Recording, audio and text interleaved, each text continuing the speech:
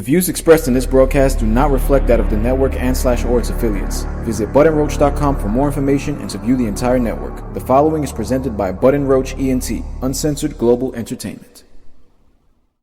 I know my man, I know my man, I know my man, I know my man, I know my man. Very real, I'm very, very real, I'm real.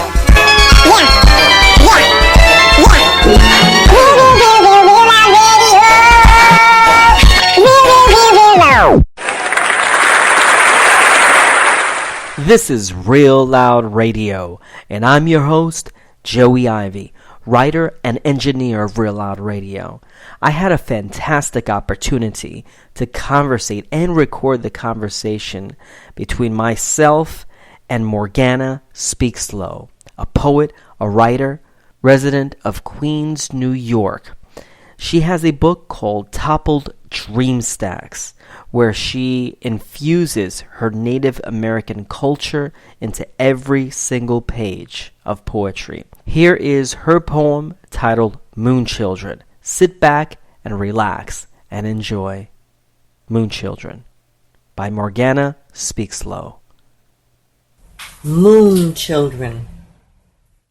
Moon children grace the night streets, spraying their initials on things they don't possess, like worn-out tenement walls and fast food chicken spots where the sleep-forsaken meet. Sometimes their cries jolt me from restful slumber, with visions of some violent act being played out stories below. But sorting sounds of the city's darkness determines all is well. Their laughter comes and goes.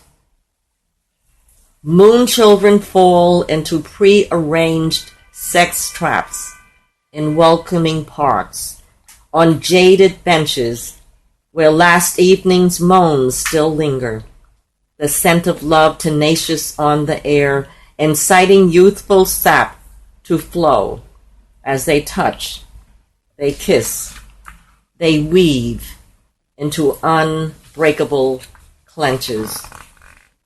Gigantic music boxes wrap along, crowding frail shoulders, as a convert spins to soul oblivion on his back, while onlookers clap, unaware that the 4 o'clock prowling beast might pluck, eat, and discard his remnants behind tree-shadowy Central Park boulders. Faster than the man of steel, they speed through time, on revved-up bikes which fling them into ditches, in stolen cars whose wheels leave earth, they learn to fly, crashing down with stunned vehicles that slow to stop, their drivers paying last respects in tedious, winding lines. Crouched in the narrow spaces between parked cars, the small and briefly burning torches, no symbol of hope, they sift through the still breathing ash for unused vials of crack, living the scene that murdered future dreams. At pale of eastern sky they ghost away, and somber faces file along the sun-glazed avenues. I search for a hint of the previous night's dissipation. And that poem was Moon Children by Morgana Speakslow, one of many beautiful poems in the book Toppled Dream Stacks. Later on during our conversation, she was able to express the feeling, the sentiment, the rhythms, the sounds that were present during the time that she was writing Moon Children. And the music was real loud, boom, boom, boom, boom, boom, boom, boom, boom, boom. No reggae and no rap and no rap. Wow. This is before rap. So what kind of music was there during that time with Moon Children that you remember? The kind of the music? Sometimes a bit disco sound, a little bit of disco sound. So it was in the 70s? It was a beat. Boom, boom, boom, boom. Yeah, so maybe it was like a disco sound. Mm. Yeah. but it was loud. But and the guys would be spinning on the ground. What is that dance? Oh, the break dancing? The break dancing, yeah. Wow. They were doing break dancing. Yeah. So Moon Children came to you when you were driving? When you were driving on Grand Central Parkway? No, it came to me in the house when I heard a lot of commotion down on the street. And I said, what are they up to now? What's going on? Because I heard all this commotion. But they weren't doing anything bad. Was it Manhattan? No, where I live now. Oh, in Queens. Yeah, they were not doing anything bad, but some people that lived in the building called the cops on them. Oh, wow. And I had gone to the window to look out and watch them because I heard them making the noise. They were only making noise. They were not bothering anybody. But these people, these nosy people, terrible people in the building, they called the cops on them. And I was saying, oh, no, they didn't have to do that. Those kids were not doing anything wrong. They were just talking too loud and laughing too loud and whatever. And maybe they stopped, they paused, under the building instead of continuing their walk. So it made it sound like, too much noise or something. And I said, oh, look at that. That's ridiculous. Those kids didn't do anything. The kids were not really bad. Like, they were not doing the kind of crimes that they do today. Right. I don't remember anybody really hurting somebody, attacking old people and pushing them down, and nothing like that. Now, how would you compare reservation life to city life? Well, it could be. I would say it's easier on the reservation. It's easier. People know each other and they're related. Okay. Most people are connected by blood in some way, Okay. and so they're pretty good with each other. It could be a little boring sometimes because there's not much to do, and kids have to find something to do. So I would say it's less dangerous for one thing, and but a little boring because there's not a lot of activity going on. And some, especially in the Western type reservations. But over here, the one in Long Island, at one time they had a nice disco on the res. And also, the res that's over here has a beach. Really? Oh, yes. It's on the Atlantic Ocean. Wow. Yeah. How long has that existed? That reservation? Oh, way back, 1700, wow. something like that. That's very old. Yeah. Wow. But it has a beach. It's on the beach. Beach road. All you have to do is, you're there and you just get in your car, or if you want to walk over to the beach, So they had, that part I like, is that they had a beach there. I don't know, they might still have a disco there. I think they have a lot of activities at the one here, the Shinnecock Reservation. The Shinnecocks just got their federal recognition about 2 years ago. So the federal government has recognized them. That's a big deal. Okay. Oh, yes. Because they don't recognize everybody. Okay. So when the federal government recognizes you, that's a real big deal. Okay. And they had the funny thing is they were supposed to get a casino at the casino called Resorts.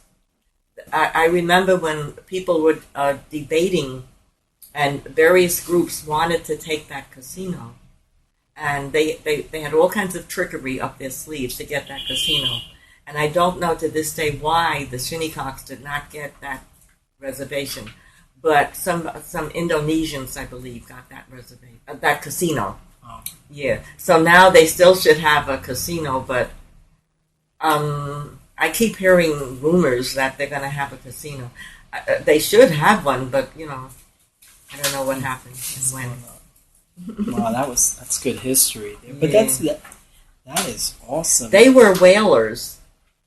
They were whalers. They fished for Oh, us, yes, really? they were whalers. Wow. Yes, and at one of the smoke shops or trading posts, I think there's a huge whalebone or something there, that was left over from there was a bad crash, the Circassian or something, and I know several of the Shinnecock, Indian men.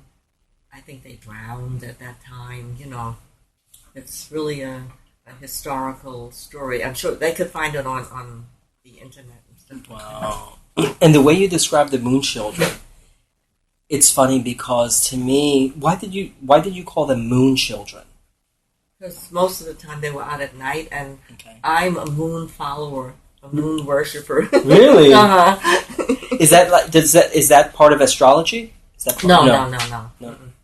Not as astrology. Okay. We call her Grandmother Moon, and so I just sort of. Oh. The moon has played a big role in my life, and so I'm sort of a moon person and a moon worshiper.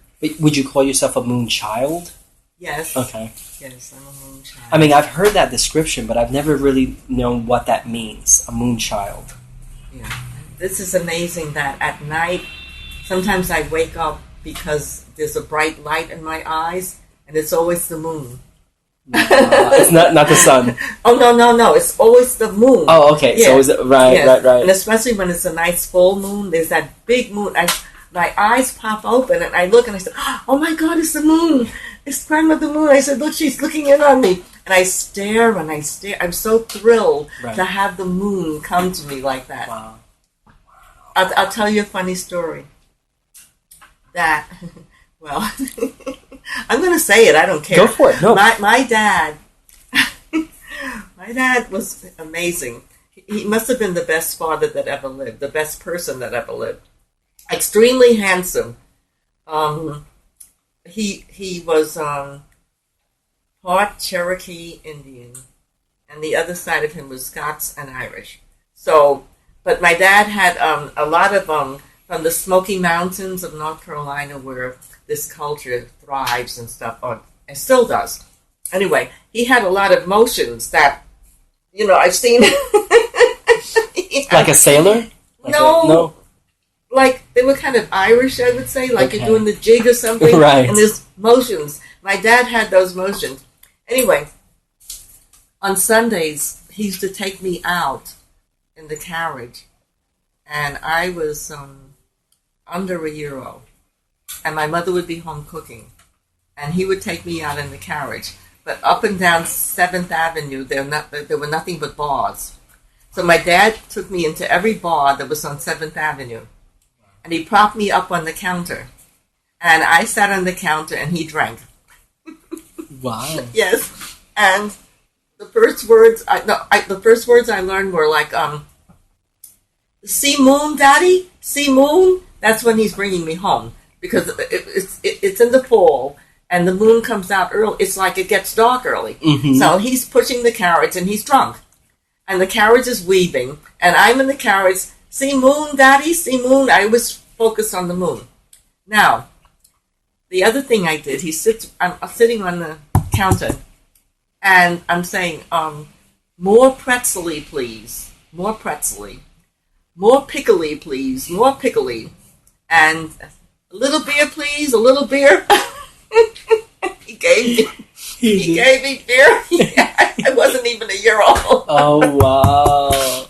But today they throw in jail. But anyway, no, I loved him for that because I'm still the best beer drinker that there is. Wow. Well, that's good. Root beer? Was it root beer? No, it wasn't root beer. It was the real... Hops or something. Wow. The real thing. Well, I know my grandmother used to tell me that in her days, they used to give toddlers, especially, that were moving around a lot, the terrible twos. She would give them a little bit of liquor on their tongue. She would just dip her thumb in, let's say, Bacardi or something, and then and to help them relax to go to sleep, especially a hyperactive child. Well, in those days they gave preemies, the little premature babies. Mm-hmm. They gave them beer. Really? Uh-huh. For their system? To For sleep? Oh yeah, no, not to sleep, but Okay. to develop and everything else. They gave them because beer is see, the natives, we call a lot of things what do we call it? Medicine foods. So beer to me is a medicine food.